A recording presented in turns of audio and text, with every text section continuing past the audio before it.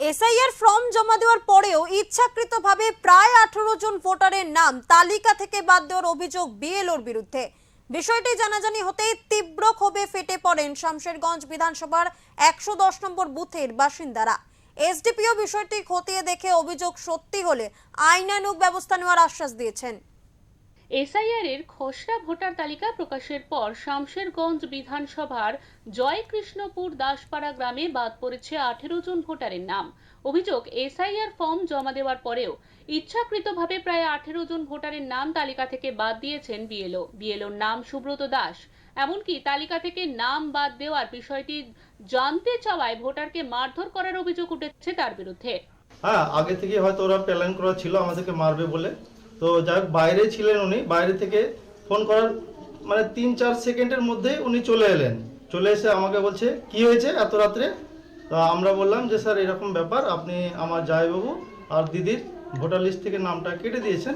হ্যাঁ, তো এখন কি প্রসেস হবে, হ্যাঁ সেটা করণীয়, সেটা আপনি একটু আমরা জানতে এসেছি। আপনি তো ফোন করছেন, আপনাকে ফোন করা হচ্ছে কিন্তু আপনি ফোন রিসিভ করছেন না, তো সেই জন্য আপনার কাছে এসেছি। তো ফোন ধরে না, রিসিভ করে না আমাদের ফোন। তো আমরা দেখি কি বলছে ও যদি ভালোভাবে আমাদের ফোনটা, আমাদের ভোটারের নামটা যদি ভালোভাবে উঠে যেত কোনো ব্যাপার নাই, এইটুকু ভাবে এসেছিল। এখান থেকে আর জামাই এসে বলছে, ওরা কে সবাইকে বলছে আমার ভাই, আমার জামাই, আমার স্বামী। তো সেখানে ওরা কি করলে মানে ইট পাথর ছোড়াছুড়ি এরকম ঝামেলা। এমন লোক আমাদের কাজে করবো না, আসেনি আমাদের 3 জন আমাদের এসেছিল, আর ওরা 10-15 জন। আপনারা মেরেছে? হ্যাঁ মেরেছে, তো আমার স্বামীকে মেরেছে, আমার জামাইকে মেরেছে, আমার ইকে মেরেছে। ওই যে কাজে করবো যদি ভাবছে আমার জামাইরা পারবে। কার কার নাম কেটেছে ভোটার লিস্ট থেকে? আমাদের দুজনের, আমার 3 জনের, একটা ভাসুরের মেয়ের। আপনারা এখানে বসবাস করতেন? এখানে বস, আমার কিছু দেখেন।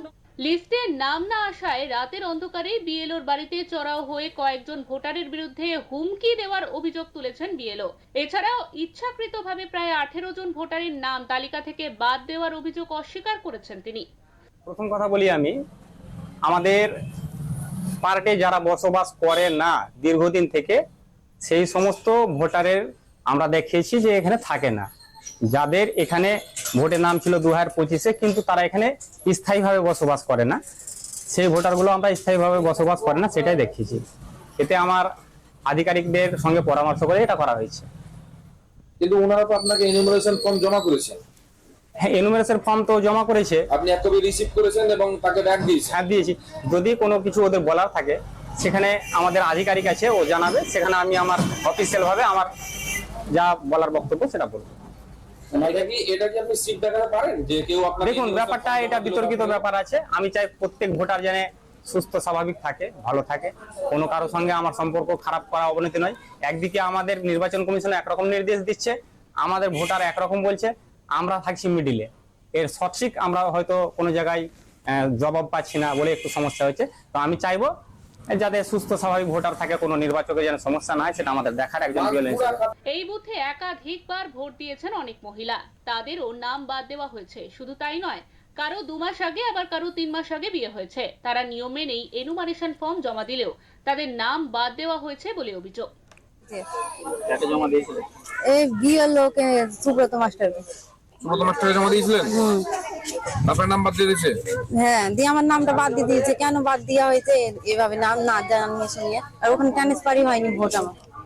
আপনি তো এখানে ফর্ম জমা দিয়েছেন? হ্যাঁ, এখানে ফর্ম জমা দিয়েছি। ওখানে বলেছে ওখানে মায়ের বাড়ি থেকে ফর্ম জমা দিবেন, আপনার ট্রান্সফার হয়নি ভোট এখানে। আচ্ছা, ওই জন্য জমা দিয়েছিলেন? এখন তো আপনি টেনশন আছেন খুব।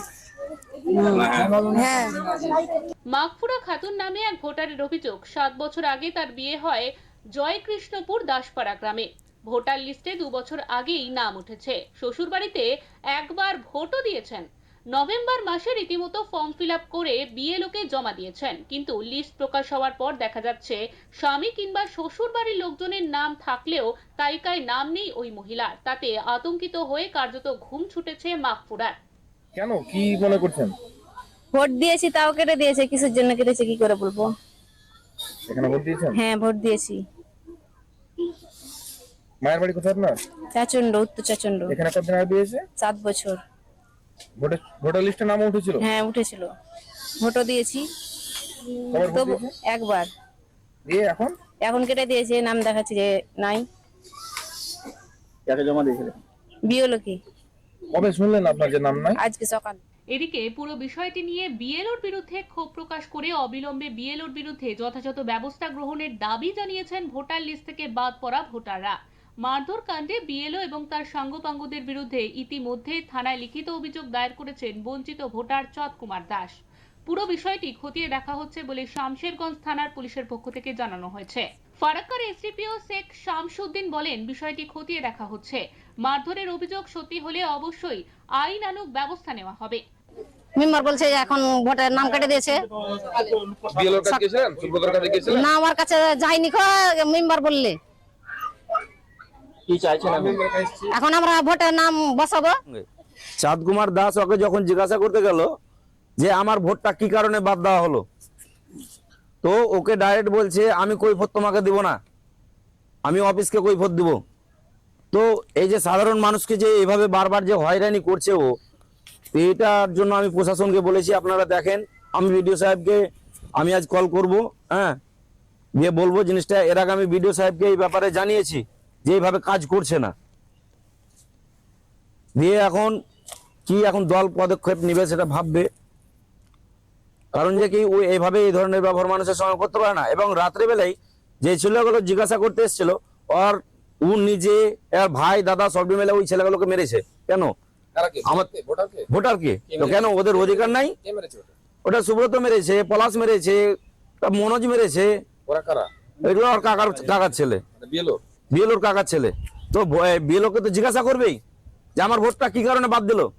সাধারণ মানুষের দাবি, নির্বাচন কমিশনের পক্ষ থেকে স্পষ্টভাবে বলা হয়েছে এসআইআর ফর্ম জমা দিলেই তালিকায় নাম উঠবে। কিন্তু কি করে একজন বিএলও এভাবে ফর্ম রিসিভ করার পরেও শিফটেড কিংবা তালিকা থেকে নাম বাদ যেতে পারে?